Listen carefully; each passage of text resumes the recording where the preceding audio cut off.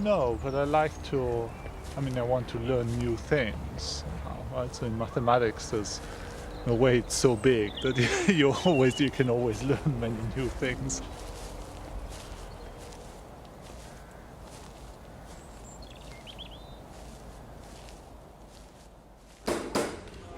Mathematics to me is always, it's different things to different people, but to me it's always this constant passage of information across two sides of the brain between the sort of the visual aspect and the intuition and the pictures, and the turning that into rigorous mathematics and symbols and logic.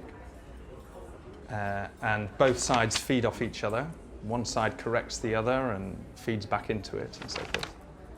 And any piece of mathematics, published piece of mathematics, is written in terms of the logic and the squiggles and the algebra.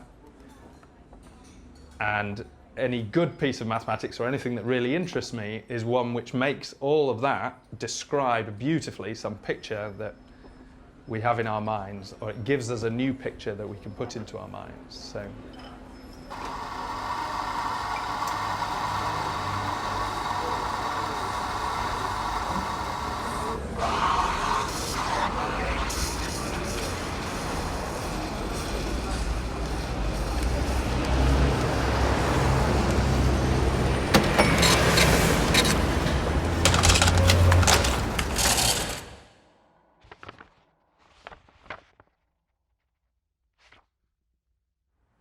A problem I worked on a few years ago, as an example, is that in some sense you can phrase it as a pure, almost a pure piece of algebra. So what you would do is work in the in two dimensions in the plane with two coordinates, x and y, and then you could write down some polynomial, so just some algebra expression in x squareds and y squareds and x cubes and x times y and so forth. And you write down some finite expression like that, and then you ask, where does this thing vanish? That'll be some curve in the plane. And then you can ask, is it smooth, or does it have some singularities? Does it have some point where two bits of the graph cross each other? Usually, the graph that you draw is smooth. And then in, let's say, a one-parameter family of these things, so if I start varying the coefficients, so if I start replacing 3x squared plus 4y squared by 3x squared plus 4y squared plus t times x times y, and I let t vary, then I could ask, for how many values of t does this graph become singular? And it turns out this is a very classical problem going back 150 years to people like Cayley. It was solved in low degrees for low degree polynomials for low numbers of parameters t. And then, but the harder problems where you have more t's and you're varying in a high dimensional space, and you're asking for very particular forms of the singularity that it requires and so on. This hadn't been solved, and there was absolutely no idea what the answer should be, or that there should be any kind of sensible answer, until new ideas coming from theoretical physics entered into the picture in maybe in the 80s and 90s. And then it became clear that even though any one individual answer to one of these questions was uninteresting or extremely hard to compute, if you put all the answers together in something called a generating function, then the resulting function should have all kinds of nice properties, and should only depend on certain things, certain very rough qualitative parts of the input data. They shouldn't depend on the initial equation you wrote down. It should be, the whole thing should be rather independent of, rather robust. You could perturb the problem and the answer wouldn't change, and so forth. It turned out that proving this was just pure geometry and topology. It was just a pure exercise in constructing the right space which was associated to this problem, and analyzing very elementary properties of that space, something called its Euler characteristic, and everything drops out. So that to me really appeals, because the initial algebra problem is almost impossible to solve. But when you convert it into a problem in geometry, it just becomes very easy to solve. And that's what really appeals usually to mathematicians, is that you transform a problem through some mirror and a hard problem becomes an easy problem. Some new insight, you suddenly see, something is suddenly revealed to you that's surprising.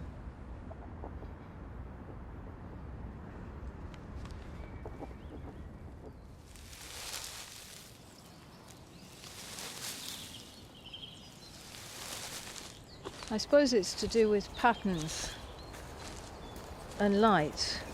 All the shapes of leaves, like these leaves here, you see they're kind of quite an intricate sort of pattern. In fact, this is a beginning of a fractal pattern, because you've got these things coming out and then on the side of it smaller ones coming out still. And if you look at the fern, this is a classic fractal, and people like Barnsley have made these incredible programs where you just iterate some very simple mathematical formula, really simple, and it produces shapes that just look so remarkably like natural objects, like ferns, or like the edge of trees, and different kinds of trees have different edges. This is what Mandelbrot sort of gave to the world with his idea of a fractal. I just think it's amazing that mathematics can capture something. It's not regular, it's not precise, and yet it can produce these things. And now the big industry with videos, film industry. See these little spirals here? You can make things that just spiral around. I once gave a talk to schoolgirls where I tried to explain there's an important theorem in metric spaces called the contraction mapping theorem. And it exactly says that if you keep repeating this simple operation over and over again, you're going to get something that converges to a shape, and if you do it right, it'll look just like a fern there. I see myself more as exploring things, and you get a picture. I'm the kind of mathematician who works out basic examples in enormous detail, and then you see things that happen and you think, well, is that just confined to this example, or is it more general? And you start trying to generalize it and you get stuck, and then you come back to it, and bit by bit you kind of chip away at it. And it's you can see it's the same kind of thing. It's a different parameter space, and outside here we've got discrete groups, but inside here we've got groups which have some property they're not quite discrete, but they've got some geometrical features which one can compute in a rather nice way. But we really know very little about this inner region, how to find out where it is, other than by a sort of point-by-point computer checking. That's how this was drawn. Something's going on in here, but you can see if you draw lines, these lines all have equations. I mean, they're sort of definite things. They have a meaning. But we don't know what's going on in the middle there yet. And yet I'm just deeply convinced that if you can draw pictures with these lines that look so beautiful, I feel in my bones it has to have some meaning, maybe something to do with string theory. And maybe in the future, after I'm long gone, I just hope that some physicist will come along and say, aha, this is whatever it is. But I feel, how can you have such a remarkable picture and it not have significance? Yeah, I suppose that's what being a mathematician is. You just think, well, this is something, if you can bring it out into the world, then that's worth doing in some sense. But if you prove an interesting theorem, there's something about it that it's just there. Of course, maybe nobody's interested, but if it's a good theorem, then maybe people are interested, and you've done something. And a lot of what I've done in the last 20 years has been things that you can say to someone, right, you go and program your computer to do this, and it is going to draw something interesting. And they come back with the most beautiful, amazing drawing, which has got even more interesting features than you thought. And that, I find that very satisfying.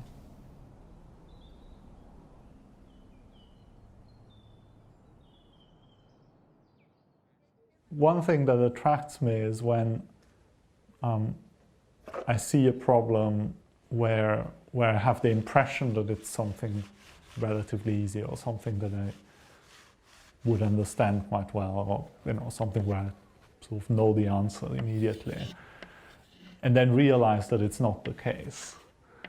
Right?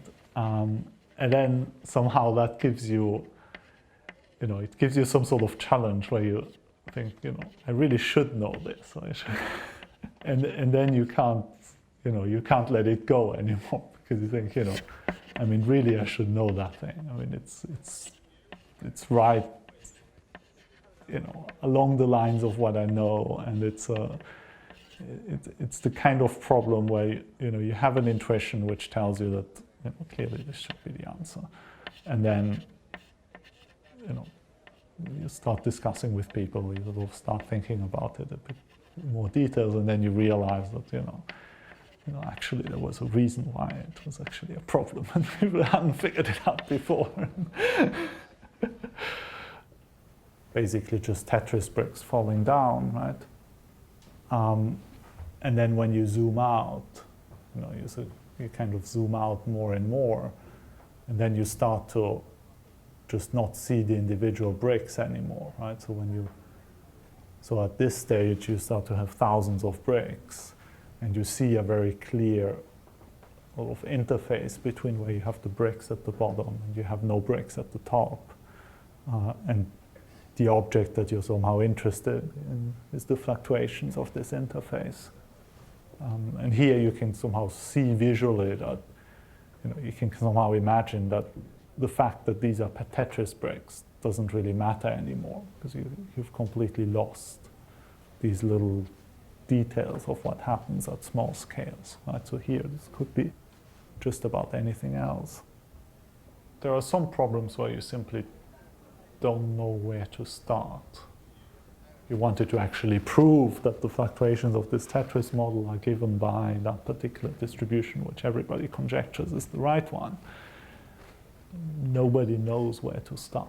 So some of these problems, you sort of try to keep them in the back of your mind, and then, maybe with a bit of luck, at some point you get an idea of, maybe a starting point that might be successful or not. There's one problem that I worked on at the very beginning of my career. Well, it was also a question about stochastic PDEs, but the question there was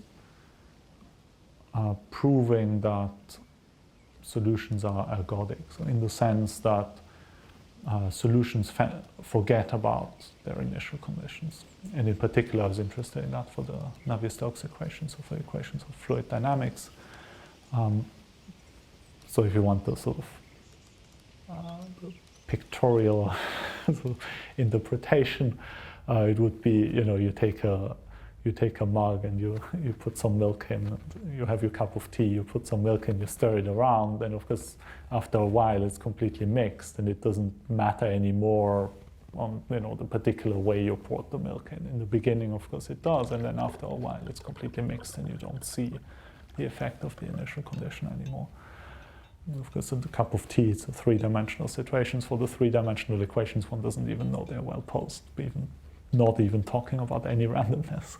But in the two-dimensional case, well, there's no well-posedness problem. There was some sort of a race between different groups working on this problem. And there were several strategies that were somehow in the air, and people were working on trying to adapt these strategies and make them a bit more powerful and use them to crack the problem. It was sort of clear that none of them would really work. So they would somehow work with very strong additional assumptions. The assumption essentially being along the lines of, you're not really looking at water, but you're rather looking at honey also. And then if you look at something like honey, you can imagine that if you stir things around, then what you see really just depends on the last few seconds of what you did, right? And this is not the case with water. And it's really not the case in a precise mathematical sense. I mean, the two dynamics, there's a certain feature which is clearly distinct between the two. I was actually going to a conference where I was meeting a collaborator of mine with, and we had both been thinking about it for a while, because I mean, for both of us, this had actually been our PhD problem, which we hadn't succeeded in solving during our PhD. And so I was traveling with Shumei, my wife, so she's also a mathematician. She was going to the same conference, and I told her, I think I just solved that problem. And she said, "Oh, come on, that's ridiculous. I mean, you've been thinking about that for 5 years, and there are all these other groups working on it, and there are, the big shots, like Sinai has been thinking about it for several years, and Cooksin has been thinking about it for several years, and so on. And you're not telling me that you've just solved it in 2 minutes, but then you had to still work on it, and it took half a year or almost a year or so to work out the details, but it worked in the end."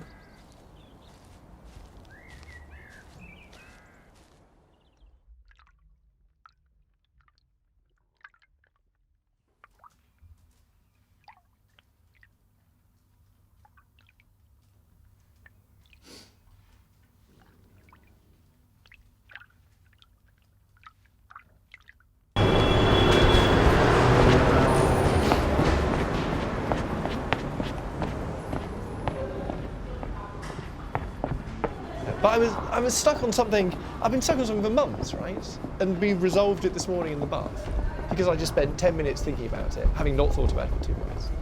So being stuck's fine. I mean, being stuck is the precursor to learning something, right? So you're stuck, and that's just because you haven't learned something yet. And I thought, well, let's try and sort out Bohdan's PhD thesis, because he's done the thing I asked him to do. And there's some other question that looks like it should be much harder.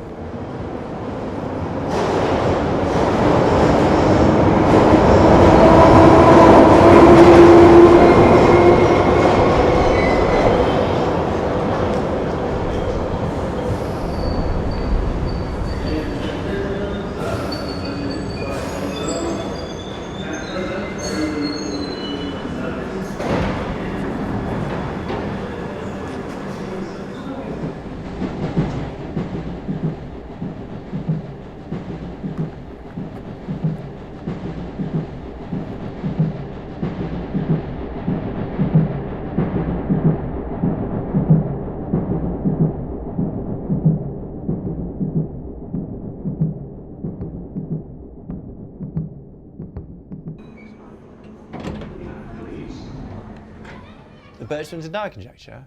Yeah. That says you have some cubic equation in 2 variables, and then you do some hard calculation, you get a number, and you do some completely different calculation, and you get another number. And Birchman-Dyer just observed that those 2 numbers are always the same in all the examples they tried.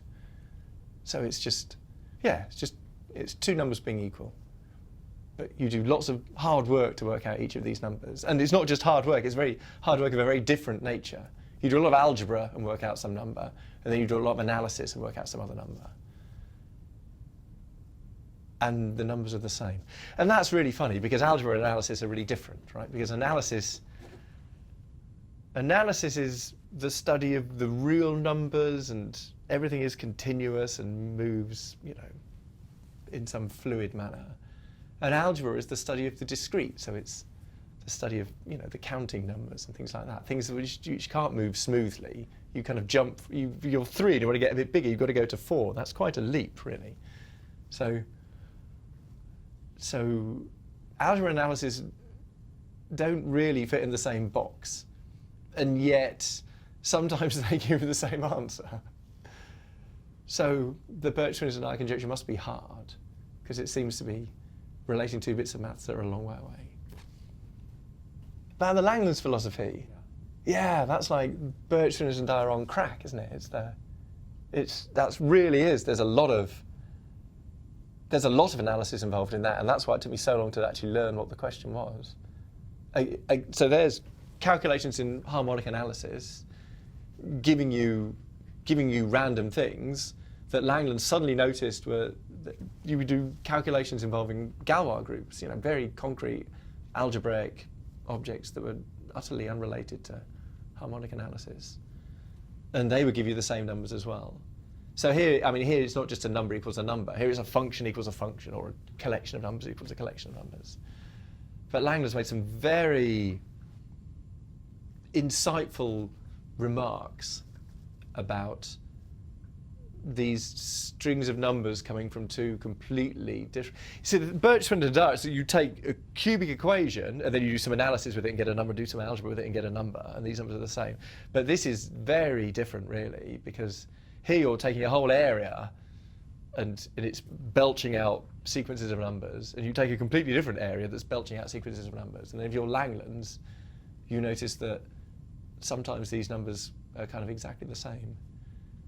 So he made some conjectures that basically said that two areas of mathematics, which is two different ways of thinking about the same thing. So in some sense, they're an order of magnitude more subtle than the Birchfriend-Dyer conjecture. Yeah, they're good fun to think about. I worked out some examples of them once.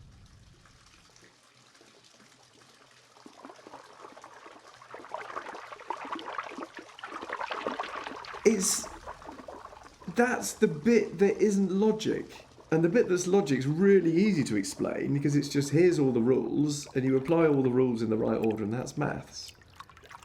But intuition is something really funny, where you're not applying the rules at all. Intuition is when...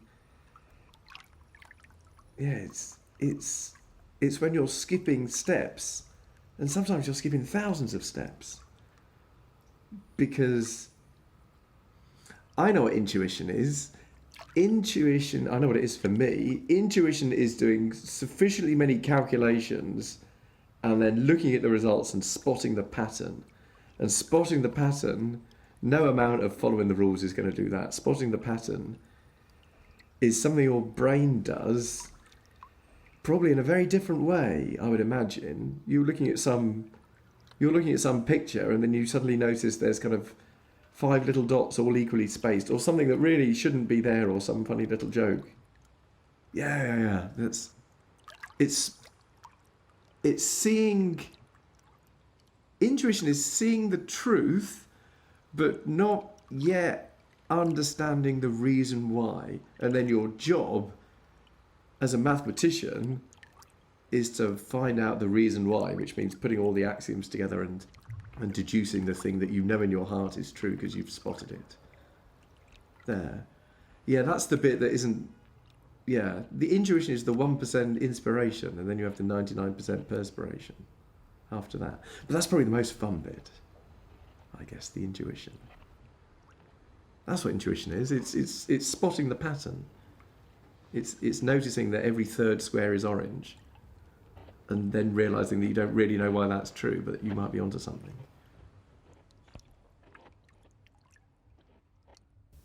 The biological one often comes in conversations with people, talking to biologists, listening to what they say about their systems. It's, I guess, a similar fact-finding exercise before intuition can start. You need to know enough about the system, you have to be informed. And then it's a matter of where my mathematical lens comes in, and I'm just looking at it, I'm pondering it around. And that's the sort of thing where the idea would rather come on a bicycle at some point. I'm cycling in and suddenly, I know, we haven't looked at it from this angle. We should try that. And then often I'm arriving in the morning here ready to my group and say, oh, there are some ideas, we should try that. And everybody's lovely, everybody jumps on board, and we're playing with the things and we're trying it out. The symmetry that these viruses have are called non-crystallographic. That means, in simple terms, if you have a non-crystallographic symmetry, it is not compatible with a periodic arrangement with a lattice. So you need other mathematical structures to describe long-range order if you have this non-crystallographic symmetry. The starting point was the symmetry being present in viruses and the understanding that there could be structural constraints at different radial levels of the virus that are coordinated. And then the question came up, what type of mathematical structure could actually describe multi-shell structures with a non-crystallographic symmetry? And there wasn't much out there. There were Penrose tilings, but there was nothing out there to really tell us what could be blueprints for a virus. So then, from a mathematical point of view, it means to extend your symmetry group so that it propagates in space.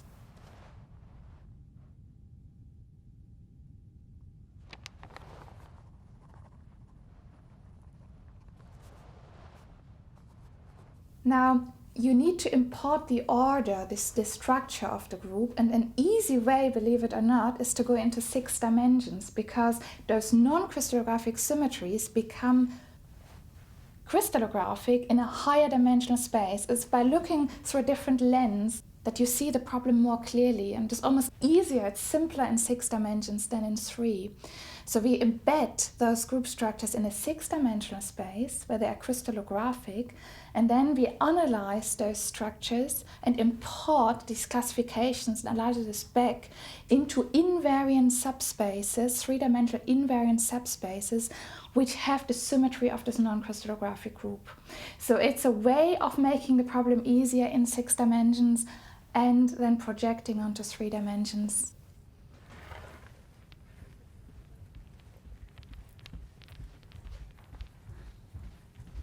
There is another aspect that's important to us, is graph theory. The way the RNA sits inside of the capsid is actually symmetry breaking. The symmetry is a structural constraint, but which tells certain boundary conditions of how the structure can be organized. But then the actual organization of the structure is asymmetric, so it breaks the symmetry. How does it do that? And this can be classified with graphs. So we can classify Hamiltonian paths on polyhedral shapes as a proxy for genome organization in proximity to capsid. And as simple as it sounds, it has opened a big area again, because it tells you the pathways of assembly of the virus, the production line, is all encoded in the graph theory. When I'm looking at this again, I don't see the building blocks coming together. I see a Hamiltonian path in the background. But what we understood from the mathematics is that there is an intricate relationship between the RNA that's packaged and the protein layer. So we actually figured out that there are these specific contacts in geometrically important position that help that process along and actually make it much more efficient. And we've done that, and suddenly we understood that there is much higher efficiency in the formation of these containers if you have these geometrically important contacts. So what was X? X was... Yeah, that is actually good news, I suppose.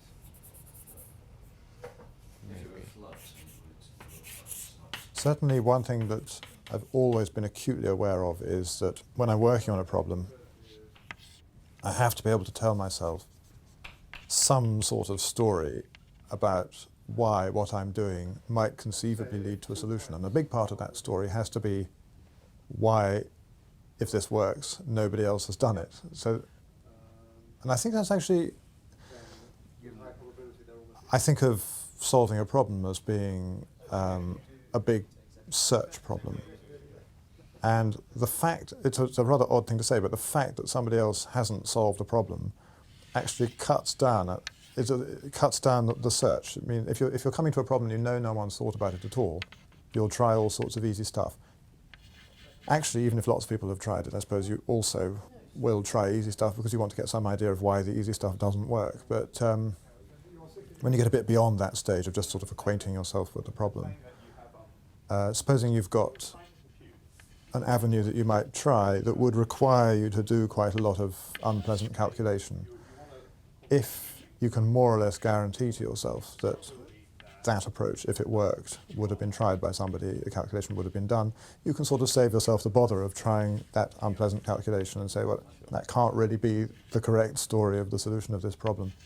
So you can sort of cut down, and as I say, I think this business of cutting down the work is terribly important because we're engaged in this sort of search for a needle in a haystack. We have to have ways of not just dismantling the entire haystack and searching for the needle, and this is one of them. That said, if you've got a story to tell, then very often the story may be just a load of rubbish. So you have to start doing calculations in order to just test it for plausibility. But I think it's very hard to say that one comes before the other. I think that the two go very much hand in hand. So you sort of develop a story, say, well, this, for example, this might be an intermediate step. Then you want to do various tests to see whether whether the intermediate step is true. So the obvious thing to do would be just to try to prove the intermediate step just like that.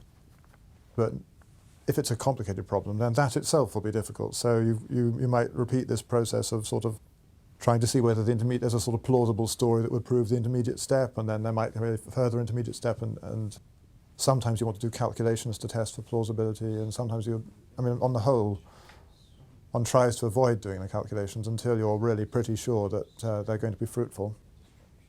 So as I say, it's a very interesting interaction between these two, getting your hands dirty and not getting your hands dirty. Yeah, I agree with the quadratic. I am a bit suspicious. Okay, let's talk. Because if it's quadratic, then are we really expecting that it'll be sort of to the 10th power in 10 dimensions? If so, we're in great shape. I think it's linear with a different constant, and the constant goes up with the dimension or something like that, or down, or whatever. Yeah. Points to be n, right? And that sort of basically wants to be 1 over n times the total area. Yeah, well, we know what the area of a spherical cap is, radius theta. Also, you computed this the other time. But what I'm saying, that I think, so if n is large, it'll be roughly, the angle will be roughly. Oh yes, it's linear again because we have to alter h. Nice. Oh, this is the earlier. There we go. That's my turn. That was my turn. Hang on, what's this graph plotting? Oh, what's this? The Right. graph, the monitoring graph. A difference between what I do and what some people do is that I wouldn't regard myself as part of an explicitly laid out grand project, something like the Langlands program or something. It's not like that, but there are certain biggish themes in what I've thought about, and I think one of the big themes is quasi-randomness. So it's you get interesting objects in combinatorics that behave as though, in some way, they behave as though they're random, and understanding the various manifestations of this phenomenon has turned out to be very fruitful, and I've sort of contributed to this general project of understanding and generalizing notions of quasi-randomness, which has appeared in mathematics in various different guises. In graph theory, quasi-randomness first became talked about there's a paper by Andrew Thomason and another one by Chung, Graham and Wilson, where they developed notions of quasi-randomness for graphs. And there, that's reasonably easy to understand. So a graph is quasi-random if whenever you take 2 large sets of vertices, then the number of edges between them is what you'd expect in a random graph of the same density as this graph. But that's the importance of it is not that is that there are several different definitions. So another one is that if you take a graph of a certain density, you can show that it's got at least a certain number of 4 cycles, so 4 edges that could go around in a cycle. And if you've got more or less this minimum number of 4 cycles, close to the minimum possible for the density of the graph, then again it turns out that forces the graph to behave in a rather random-like way.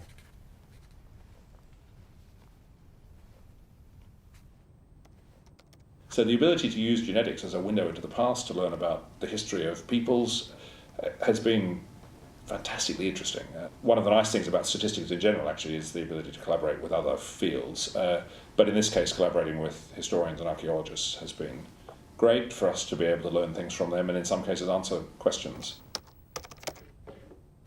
Yes, at least she didn't have a way of looking outside the car.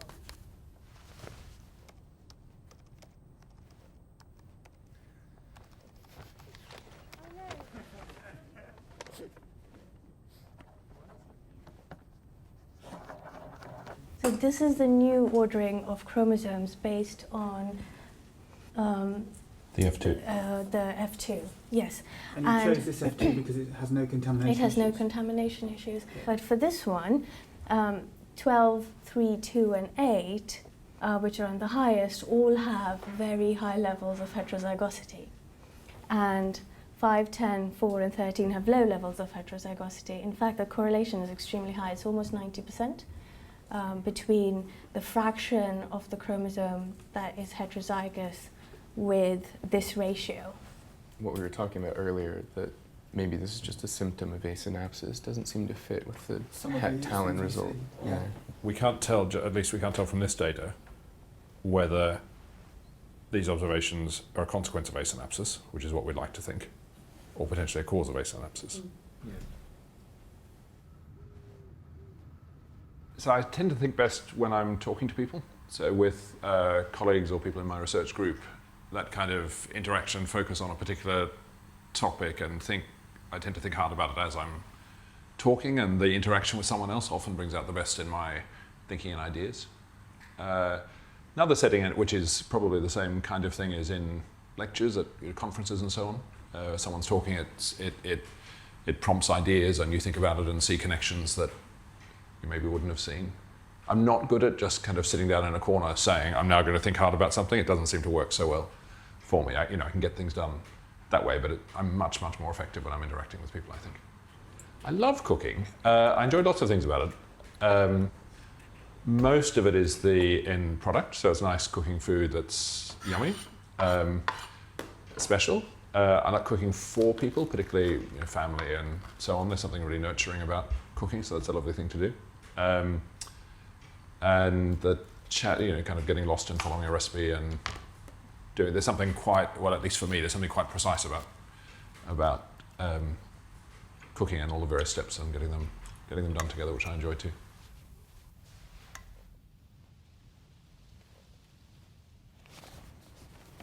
So we studied about 2,000 people sampled from different parts of the UK. We were able to measure each individual at about 500,000 places in their genome, so collect lots of genetic information. We then analysed the data using sophisticated statistical tools to group the individuals into clusters with the property that individuals with similar patterns of genetic ancestry were in the same cluster. We did all of that genetic analysis ignoring what we knew about where the individuals were from, and then we plotted the genetic clusters on a map. And what we saw for the first time was extraordinarily fine levels of detail in terms of genetic clusters. So we could see one group of individuals who were assigned to a cluster, effectively all of them were from Cornwall on the southwest tip of Britain. There was another group in Devon, so a separate genetic cluster. And in fact, in a really striking way, the boundary between the cluster in Cornwall and the cluster in Devon almost exactly falls on the modern county boundaries. So the county boundaries have been there a few hundred years, but these genetic differences are the result of limited intermating or marriage between the two groups over probably thousands of years. One of the great things about the project was working closely with historians who'd been thinking about these questions from other sorts of evidence. If you compare a map of Britain based on the tribal kingdoms in about 600 AD, a bit after the Anglo-Saxons had arrived, you can see remnants of those tribal kingdoms in the genetic clusters we see today. And so to see those connections and to see the similarities between the maps was extraordinary. In some cases, what we learn reinforces or coincides with what's known from historical records. In other cases, we're able to answer questions that the historians hadn't been sure of. So most of our sources for the past are biased towards the successful elites. History is written by the victors is a well-known aphorism. Many archaeological sites are from burials of wealthy people. Victors usually choose the language that will be adopted. So a lot of the existing tools we have are kind of biased towards the successful elites. Genetics is a history of the masses. So it's a window on a different aspect of societies in the past as well, which has been really exciting. One large set of interests are to do with understanding the genetic basis of human diseases, and through that learning more about the diseases, all the way through to using genetic information now in clinical medicine to help diagnose people or work out how to treat them. Separately from that, I've got interests in understanding a process called recombination, a very fundamental biological process which is responsible for mixing up DNA when it gets passed on from parents to offspring, and actually plays a really critical role in making sure that meiosis cell divisions that lead to sperm and eggs work properly and have the right number of chromosomes. So that's an interest for about 10 or 15 years, where initially we were able to use fairly sophisticated statistical tools to learn about recombination from patterns of variation in populations, to now where my lab's involved in various experimental studies to study those biological processes directly. I sort of insisted we did this. These things all sort of spread out. Make a graph into pieces, and you do a. So the point is, if you're studying graphs instead of surfaces, and you have pieces of a graph, and you're not looking at homeomorphisms of the graph anymore. You're looking at homotopy equivalences. Okay. So in particular, after you break it up, and if this piece is not homeomorphic to that piece, it doesn't have to, a map doesn't have to stay over there. No power of the map has to ever stay over there. So you can't really break up a homotopy equivalence of a graph the way you can the homotopy equivalence of a surface. I like this. So that's actually one thing I really love about England, is the fact that there's flowers everywhere. And everybody has a little flower garden, even if they have just a little tiny patch of ground. So I think I need, let me see how much money I have actually. Oh, I have £1. I can get 4 eggs, so 22p an egg.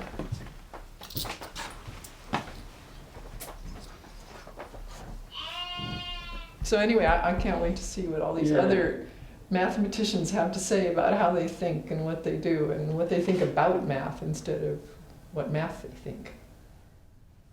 So cohomology is something very abstract and very algebraic. And you start with something fairly concrete, which is a group, like a group of symmetries of something. And from this group, to this group you attach this cohomology, this abstract thing.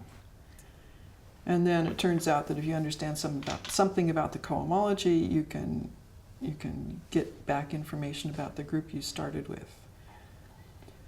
But meanwhile, you've got this very abstract construction, this cohomology, and then you have to try to understand that. You've kind of removed your problem from understanding the group you started with to understanding this cohomology.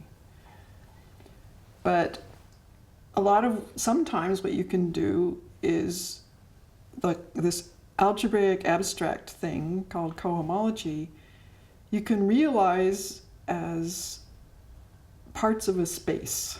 So one of these invariants can be seen as like a circle living in a space.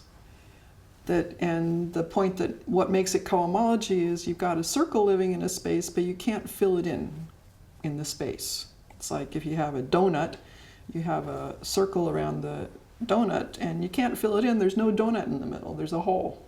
Okay, so cohomology is something that kind of measures holes in 4 dimensions, in large dimensions. So that's a very concrete picture. You've got a donut, you've got a circle, you can't fill it in. That's easy to understand. Whereas if I told you the definition of cohomology, of the group attached to a torus, it would involve chain complexes and homomorphisms and kernels and co-kernels, and you would get very lost, I think, in the words I was using. So a lot of what I do is I'm trying to understand cohomology, and the way I do it is bring it down to understanding a space and the kind of objects that live in the space and whether they can be filled in the space or not filled in. What changes is really the lengths, the distances between the points on the graph. The edge lengths aren't supposed to be changing, but what changes is really the distance between the various endpoints. I'm thinking of this as a whole circle's worth of graphs. So I can think of a whole space of graphs. which all look like this, only they've got different edge lengths. And here I have a circle inside that space. And if I start with a blue edge, I get a different circle. Those are all different from the ones that when the red circle is going around. And those are all different from the ones when the red circle is going around the other circle. So I get 4 circles worth of graphs from in this big space of graphs. And this is what I was kind of trying to explain with the donut. If I have a circle in a donut, if the circle is there, then I can't fill in the circle with donut. It's not filled in. So I'm telling you a circle, and I'm telling you, although I'm not proving it, that there's no way to fill in that hole with other graphs. So each graph is a point. So think of this as a whole circle of graphs. And this is inside this space. There's no way to fill in that circle with a whole bunch of other graphs. So there's kind of 3 stages. There's getting the intuition or feeling that you know, oh yes, this is how it works. I got it. Then writing down the details, and then writing up the details. By which I mean taking these pieces of paper you've been scribbling your correct proof on and turning it into something that hopefully someone else could read and follow. I think not enough mathematicians spend enough time on the third part. I think a lot of people figure after they've written it down and it's correct, they're done. And I think you're not done yet.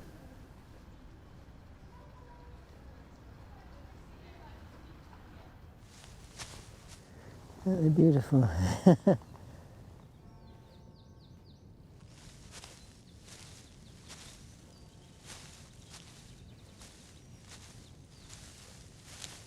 There was a road we had to cross the road. And we had to make sure there wasn't traffic coming. So we stopped talking as we crossed the road. And then we got to the other side. And evidently I'd had an idea in the middle of crossing the road. But then he started talking again, and the idea got blotted out of my mind, and I totally forgot it. But then afterwards, I had this strange feeling of elation. I said, why do I feel happy here, you see? And I thought, this is strange. And so I went through all the things that happened all the way through the day. I said, no, that's not it. Oh, that was quite fun, but no, it wasn't that. No, not that. And then I brought up the idea that crossing the road. I thought, my God, that was it. But it's this thing I call the trapped surface, which is you can characterize what's peculiar about this surface is that the light rays from it converge in both directions. You see, normally in ordinary space, if you have a piece of surface, then it may be convex on one side and concave on the other, and one side it will expand and the other side contract, you see. But you have here a situation where it contracts on both sides. And that's a characterization which is generic. I mean, you can wobble it around and it's still true. It doesn't depend on the symmetry. You can perturb away from the symmetric solution completely generally, and this condition will persist. It's a local condition on the surface, but it's global because it has to happen all over the sphere. And I thought that's just the kind of condition I need. And later in the same day, I sketched out a proof of the theorem, just from that. So that insight was something which enough to make me feel happy in that short time and across the road, happy enough to think this was the solution to the problem. Now, quite why I felt so confident about it, I don't know.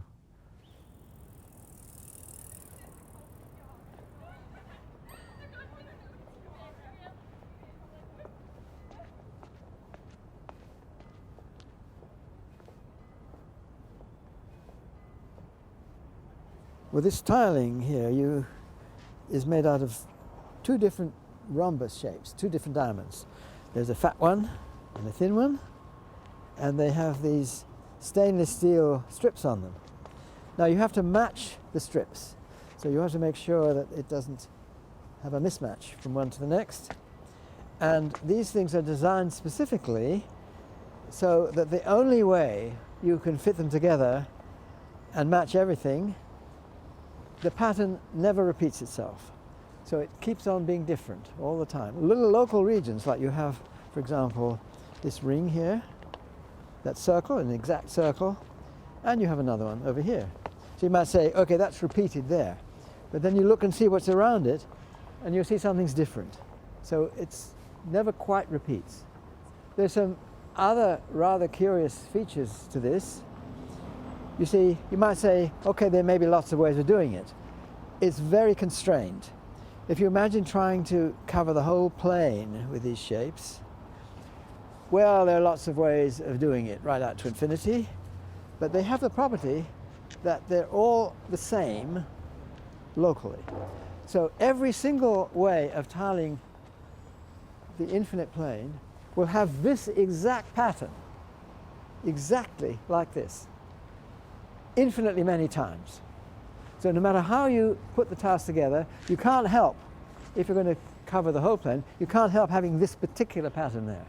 So it's not random, it's not put together in some random way, it's very, very precise, and in a certain sense there's only one way of doing it. It raises all sorts of interesting mathematical questions, but it's also, these are designed the particular arrangement of these rings so that it would bring out, as you see, circles. You have sometimes this sort of thing which isn't quite a circle and that changes its mind. You have a big one here. Look at this. Here we have a 10-fold floral pattern. And you find these all over the place.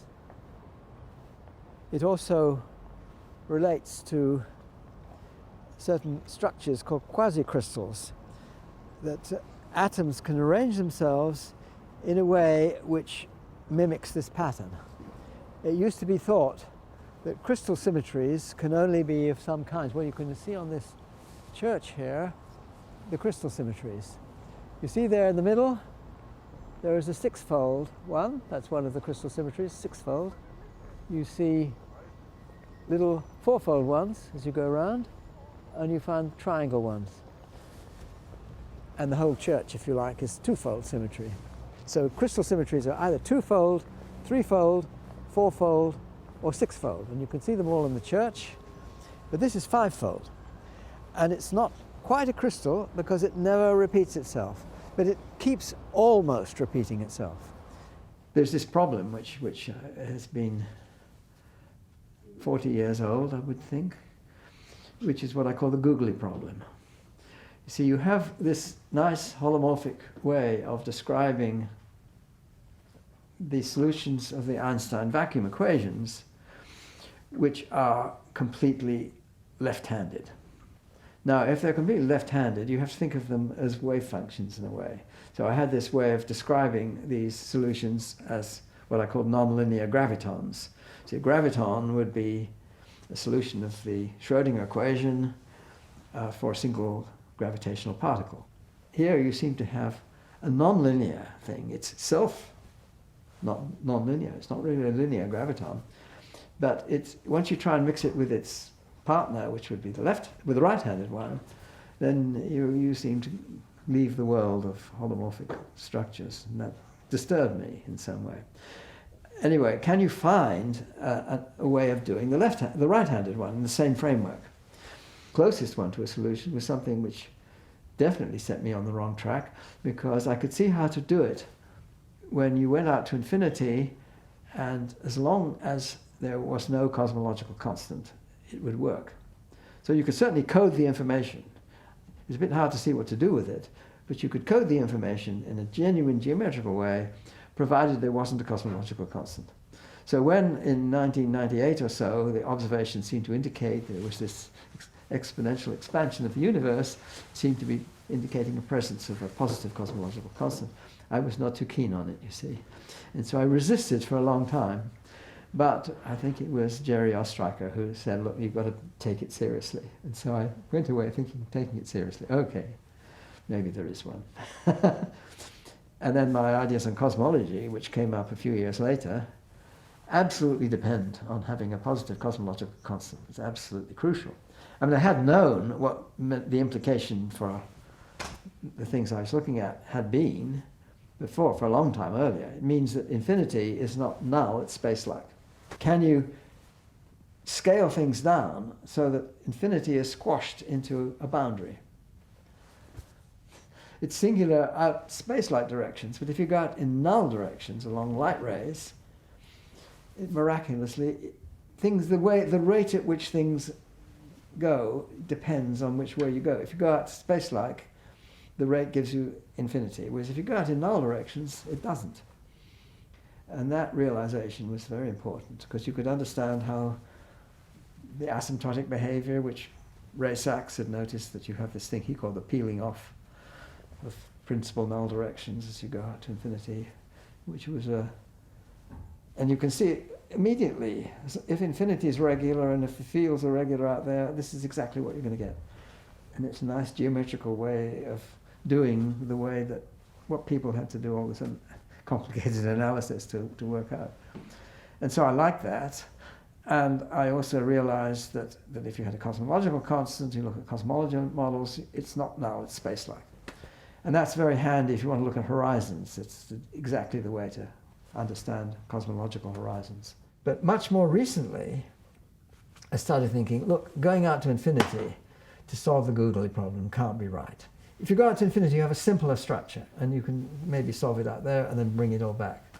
Can't be right, because if I'm doing local physics, I shouldn't be too worried about what's going out to infinity. There must be a local way. Maybe there's some shadow of what's happening at infinity still here. And I had sort of vague thoughts of Grothendieckeri. I don't know much about what Grothendieck did, but some feeling for his kind of way of looking at things. And I thought there must be something, another way of looking about these things. It's the sort of thing I like to do, to walk in the woods. If I have a problem that I need to think about and doesn't require writing anything down, it requires some conceptual idea that I haven't quite sorted out. And I find that it helps a lot if I can just have the peace and quiet and birds singing and nature around me, just to relax me, so that I can sometimes sort problems out that I haven't been able to do if I'm in the middle of all my papers and desk and things I should be doing, and computers and goodness knows what. Just to walk out in the woods I find incredibly relaxing, and often I've found that there's a problem I've been stuck on and it becomes clear when I can walk in the woods and just think generally about it, and things that don't need calculation, don't need a piece of paper or anything like that. When I get back, maybe I can work out in more detail what it is that sort of ideas that I may have found on walking in the woods. So I find it very helpful often to have this opportunity, which is great.